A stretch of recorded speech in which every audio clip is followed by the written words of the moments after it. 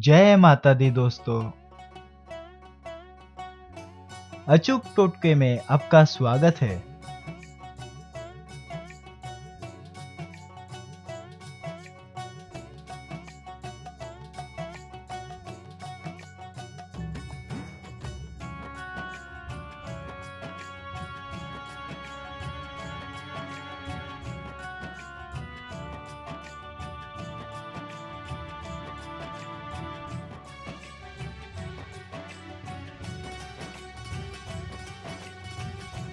इस वीडियो में हम आपको बताने जा रहे हैं होली की पूजा विधि और शुभ मुहूर्त।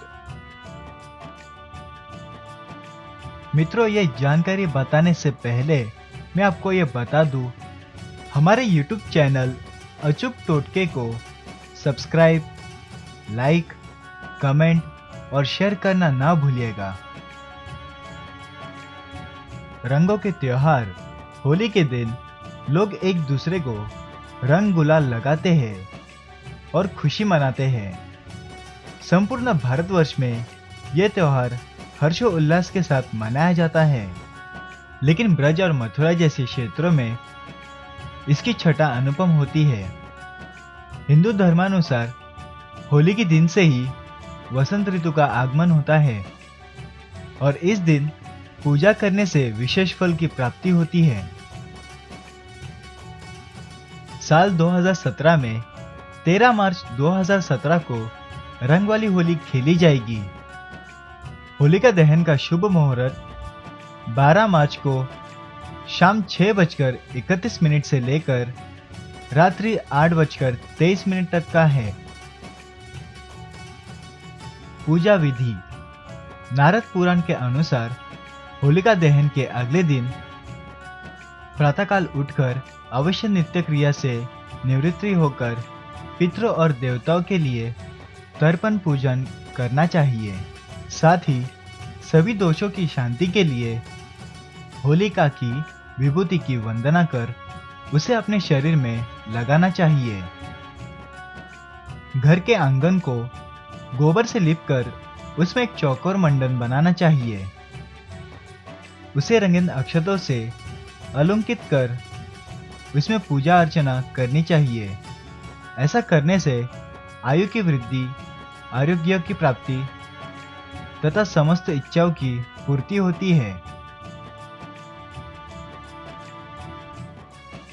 होली भारत में सबसे पुराने त्योहारों में से एक है। ये कितना पुराना है इसके विषय में पूरी जानकारी नहीं है, लेकिन इसके विषय में इतिहास, पुराण व साहित्य में अनेक कथाएं मिलती है। होली रंगों का त्योहार है, जिसे हर साल मार्च के महीने में हिंदू धर्म के लोग बड़ी धूमधाम से मनाते हैं। उत्साह से भरा ये त्योहार हमारे लिए एक दूसरे के प्रति स्नेह और प्यार बढ़ाता है। इसमें लोग आपस में मिलते हैं, गले लगते हैं और एक दूसरे को रंग और गुलाल लगाते हैं। होलिका दहन से संबंधित कई कथाएं जुड़ी हुई है, जिसमें से कुछ प्रसिद्ध कथाएं इस प्रकार है। कथाएं पौराणिक हो, धार्मिक हो या फिर सामाजिक, सभी कथाओं से कुछ न कुछ संदेश अवश्य मिलता है। इसलिए कथाओं में प्राथमिक रूप से दिए गए संदेशों को अपने जीवन में ढालने का प्रयास करना चाहिए। इससे व्यक्ति के जीवन को एक नई दिशा प्राप्त हो सकती है। होलिका दहन की एक कथा जो सबसे अधिक प्रचलन में है, वो हिरण्यकश्यप व उसके पुत्र प्रहलाद की है। राजा हिरण्यकश्यप अहंकारवश स्वयं को ईश्वर मानने लगा। उसकी इच्छा थी कि केवल उसी का पूजन किया जाए, लेकिन उसका पुत्र प्रहलाद भगवान विष्णु का परम भक्त था।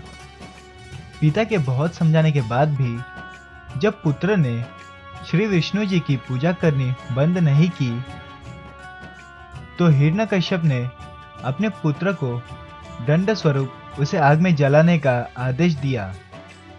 इसके लिए राजा ने अपनी बहन होलिका से कहा कि वो प्रहलाद को जलती हुई आग में लेकर बैठ जाए, क्योंकि होलिका को यह वरदान प्राप्त था कि वह आग में नहीं जलेगी। इस आदेश का पालन हुआ। होलिका प्रहलाद को लेकर आग में बैठ गई, लेकिन आश्चर्य की बात थी कि होलिका जल गई और प्रहलाद नारायण कृपा से बच गया।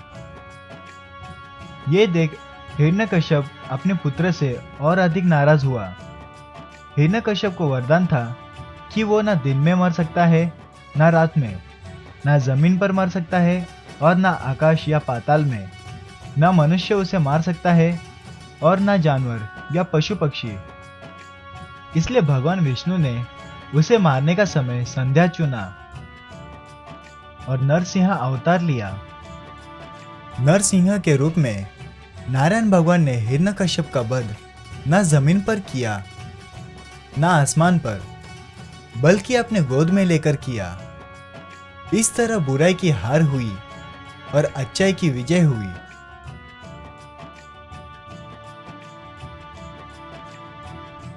इस कथा से यह धार्मिक संदेश मिलता है कि प्रहलाद धर्म के कक्ष में था और हिरण्यकश्यप व उसकी बहन होलिका अधर्म नीति से कार्य कर रहे थे।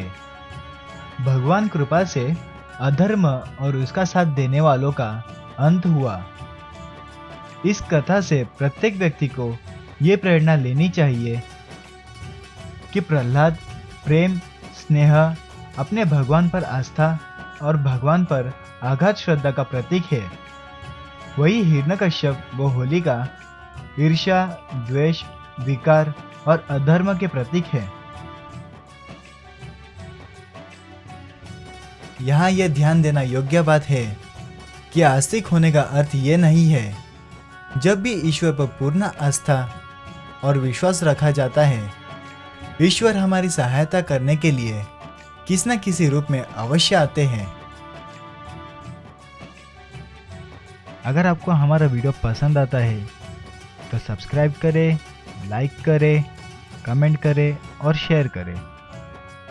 अगर आप हमारा चैनल सब्सक्राइब करते हैं तो हमारा अगला वीडियो डायरेक्ट आपके पास पहुंच जाएगा। जय माता दी दोस्तों।